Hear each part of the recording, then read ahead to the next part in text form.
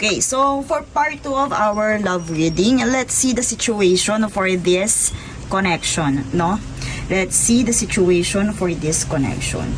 So, let's clarify din kung ano ba ibig sabihin ng hangman na to with the Two of Swords, with Page of Swords, and the Seven of Pentacles. Okay, my loves, before tayo mag-start, I would like to invite you to follow our other social media platform. And if you feel resonated with my energy, meron po tayo sa description box or sa ating bio na link na magdadirect po sa inyong, sa ating shop. Nandun po yung ating mga merchandise. Isa na doon yung anti-bullying, ayan, na craft, return to sender na evil eye. At marami pa tayong may loves na mga available na crafts ngayon na pwede ding pang gifts, my loves. It is cleanse, bless, and energize. Okay, so let's see the situation for this connection muna.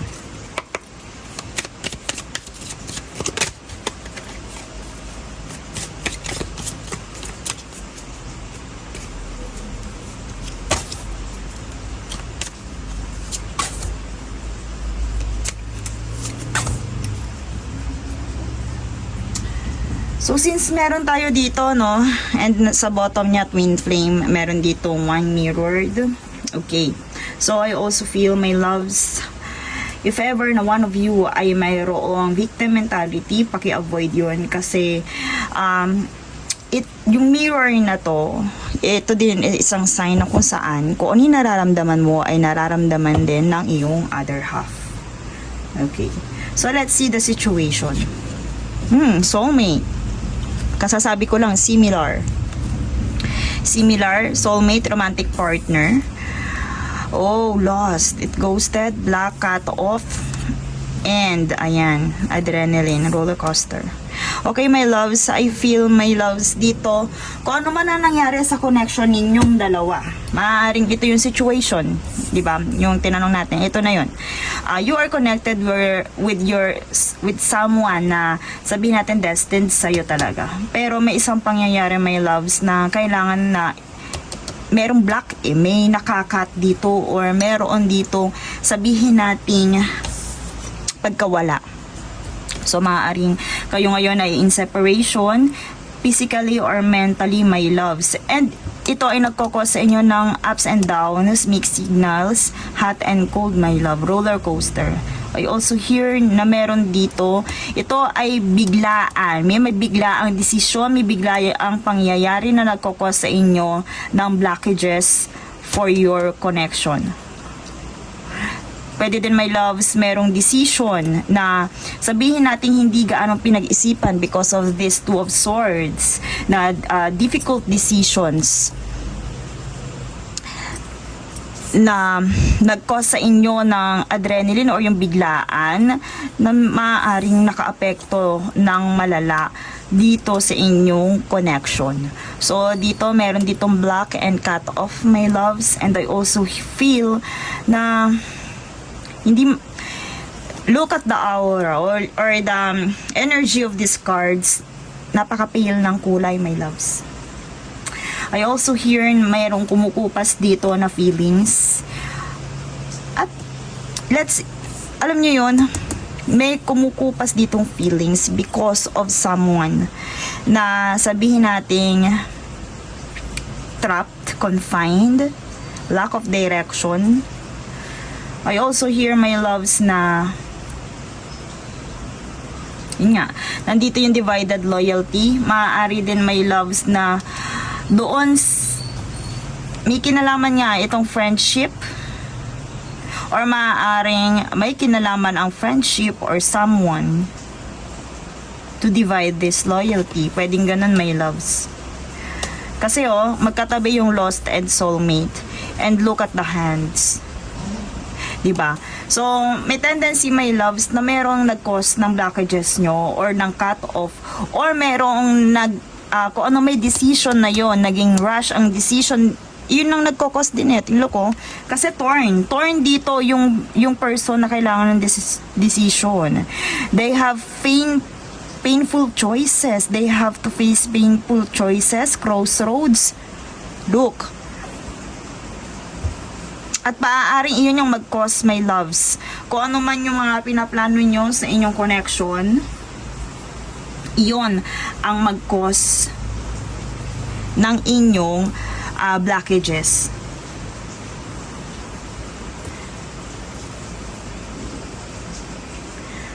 Okay?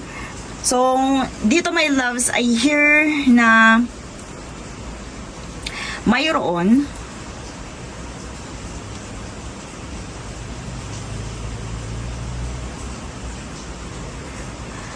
my loves na mayroon ditong naging floaters. But dalawa dito my loves yung nakahang. So, I also hear na meron ditong nag-cause kung bakit nagkaroon ng adrenaline rush when it comes to decision, or ba't nagkaroon ng painful decision, nagkaroon ng stressful decision,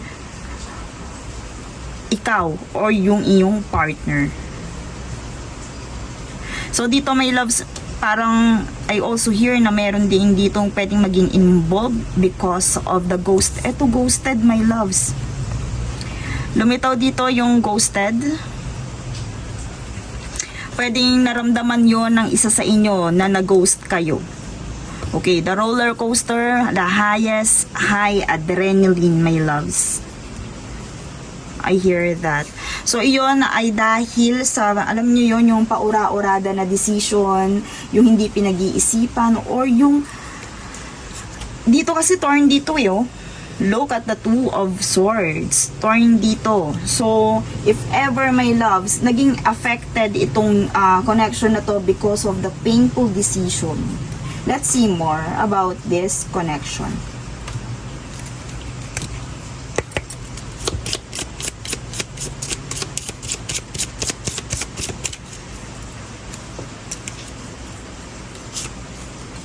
Oh, okay. The Gentleman's, the King of Cards. Lumitaw dito yung Gentleman. Okay, so more on si masculine dito. Si masculine ang pwedeng, yes, ayan, may mice nga. May mice dito, my loves. The mice come to tell you a story of a thief. If they enter your home, you'll have nothing left. So, meron sumira. Meron nga naging involved dito. May nakasira. And, masasabi natin yung nakasira na to, it's about their decision. Naka-impluensya, my loves. Lumitaw na dito, yung rats.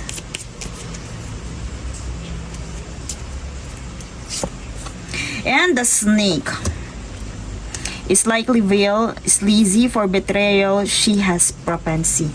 Okay, sa side ng ating gentleman ay nakakita tayo dito ng deceitful energy. Okay, so nakakita tayo ng deceitful energy dito, my loves. So meron dito dalawa, double na to. Lumitaw yung rat, lumitaw din yung snake, my loves, and it's papunta doon si gentleman or si masculine, depending on which signs for good or bad he has surrounding him, my loves. Look, si gentleman, nakaharap siya sa isang mice. I feel, my loves, may dito, may nagbubulong dito sa taong nahihirapang magdesisyon, kaya siya mas lalong nahihirapan. Na alam niyo yun, ito, look the intention. The mice come to tell you a story of a thief. If they enter your home, you'll have nothing left. So, kumbaga dito yung intention dito ng mice eh. So, I hear meron dito naka-impluensya dito kay masculine na talaga namang nahirapan siya sa pagdidesisyon.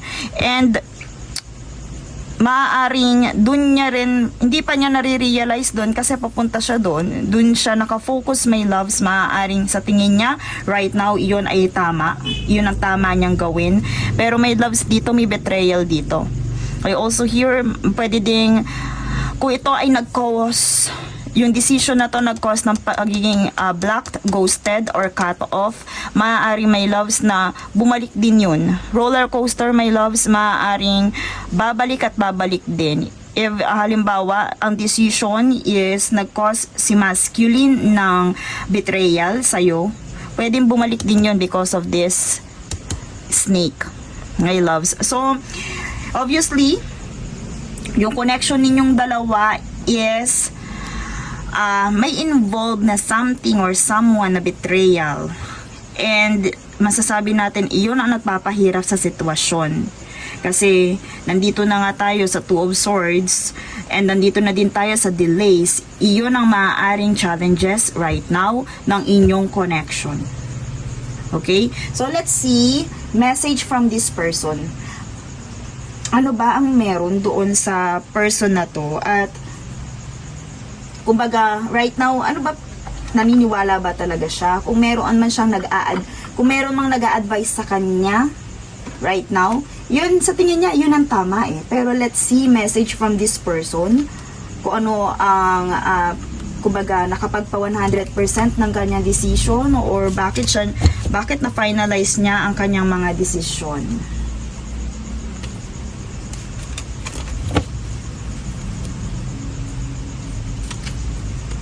Ayan. Let's see.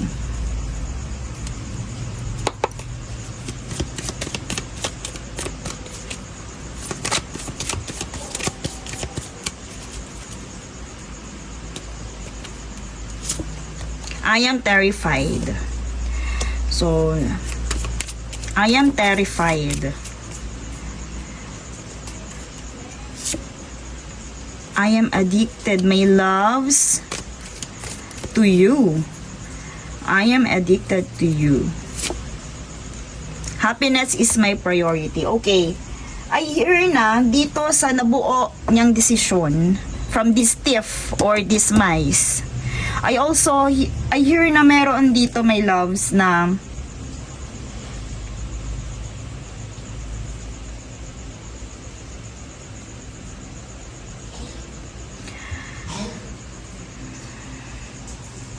nakafocus siya doon sa ano na yon. Nakafocus siya sa advice na yon.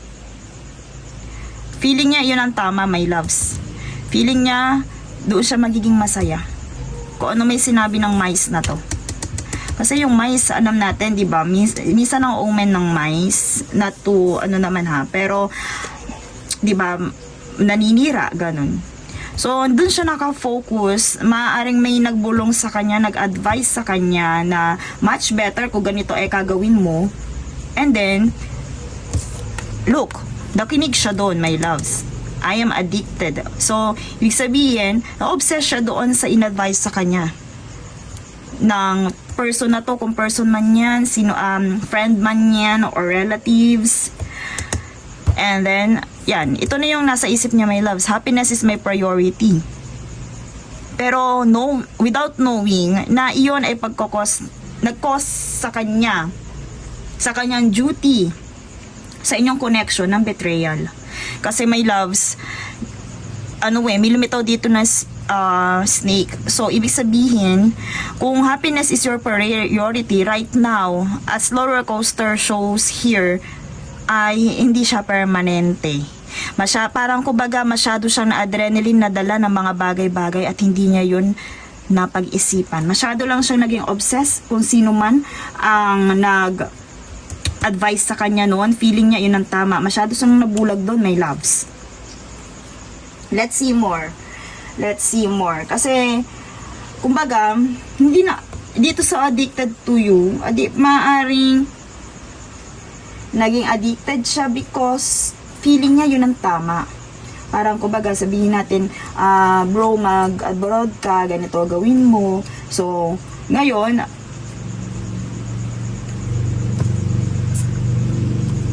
yun ang tumatakbo sa kanyang isipan. Happiness is my priority right now.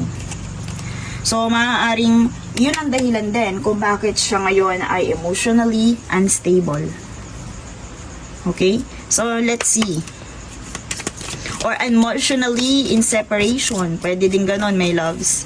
And without knowing itong person mo, kung ikaw man ang feminine, my loves, hindi niya alam yung kanyang ginagawa. Hindi niya pinag-isipang mabuti yung kanyang ginagawa. Pero, yun, kung hindi mo pa napapanood yung part 1, panoorin mo, my loves. Pero dito, let's see more. 3 of Cups. So, showing celebration, friendship, my loves, collaboration. I hear na mas, oo nga, meron nga dito involved na friend. Circle of support, nafe-feel niya, if ever na yun ang nafe-feel niya right now, yun ang kailangan niya right now. Kung hindi mo kailangan ng circle of support or sabihin nating friendship or celebrations, maaaring itong person mo. Pero nakatapat na dito kay gentleman. At maaaring yun ang gusto niyang maramdaman right now. The circle of support. And lumitaw din dito the 5 of Wands, the conflict, disagreements. Oh, okay. So, dito lumitaw din, my loves, dito yung conflict when it comes to friendship or circle of friends. Kasi lumitaw dito the 3 of Cups, the 5 of Wands, and the King of Cups. Then, ayan, emotionally mature, compassionate, supportive, action, success. My loves, so dito opposing forces working towards a goal. So my loves, I hear na if ever ikaw or your someone ay kailangan dito ng emotional maturity. Okay? At dito dalawang beses lumitaw yung support. If ever, my loves, baka, if ever ikaw or siya, yung nangangailangan ng support, emotionally. Pero dito, I hear na, nakikita ng taong yun, when it comes to circle of friends, or pwede din, my loves, pangangailangan, when it comes to circle of friends. Nandito ang disagreements, my loves. So, pwede din, my loves, na friendship ang nagkokos din ng conflict sa inyong dalawa. Pwedeng ganon. Okay, movement forwards. Okay, control, will of power. I also hear dito, because of this decision, masasabi or pakiramdam niya siya ay emotional matured. The King of Cups, lumitaw dito. Maaaring itong dito sa gitnang message natin dito, parang ang goal niya dito is maging matured. Okay? So dito, since na happiness is my priority, iyon ang gusto niyang takbuhin, iyon ang gusto niyang tahakin, or iyon ang gusto niyang ma-reach for his life or for her life. So dito, my loves, yung decision na yon ay may kasama when it comes to maturity. Maaaring iniisip niya, they are dealing with immatured. Pwede din, my loves, dito sa action kasi, yes, movement forwards tatahakin niya talaga decision na yun. Makikinggan niya to. Tatahakin niya yun. Kasi feeling niya, matured siya doon. Iyon yung matured na decision na kailangan niyang gawin without knowing na nandito, may betrayal din dito na pwede din siyang mabetray someday. Okay, let's see. Love message for this connection.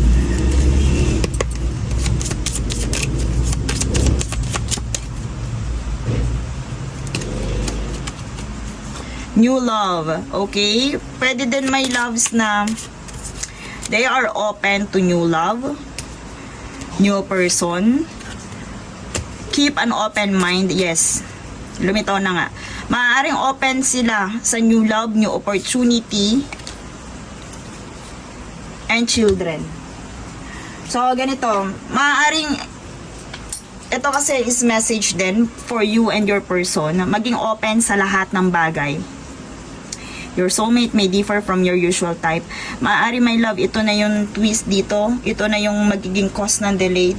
Kung ano man ang mangyari, my loves, dito, maging open sa lahat for the new love or someone na magbibigay sa inyo ng children, to someone na malilink sa'yo as your soul partner. Kasi nandito na kayo sa challenges, maaaring hindi kayo naharap at kailangan mangyari tong delayed na to.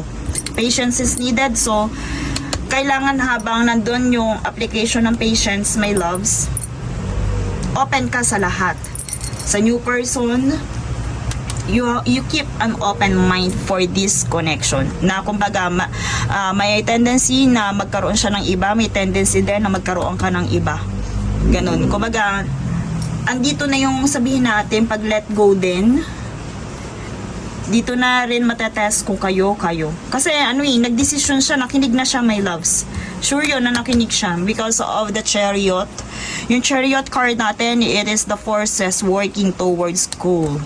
Kahit ano pa man yan, my loves. The two, pwede din yan, kaparehas nitong 2, parehas 2, my loves. Kasi, these are the determination of two opposing forces working towards goal. They decided. They have decided. Totoo. Okay, so ngayon is as an angel advice here, new love is maging open sa new, keep an open mind for the new love. Maaaring sa inyo, new connection. Basta kailangan, my loves, na wala na doon yung sabihin nating possessiveness. Kasi ito na yon, eto na, dumating na dito yung delayed news or yung delayed dito sa Page of Swords. Kasi nga, may mga lumitaw, may mais, my loves na involved, at wala tayong, kumbaga, ikaw, eto, nasabi ko na rin, nabanggit ko na rin, ayaw nila ng masyadong pinapakailaman when it comes to friendship kasi masaya sila dun. The collaboration, gusto nilang ma-feel the circle of support. And ayan, lumitaw yung conflicts dito. Maaaring hindi niya yung nafe-feel with you. So kung ano man ang decision niya, you have to keep an open mind. Okay? And that's all for part 2. See you on part 3.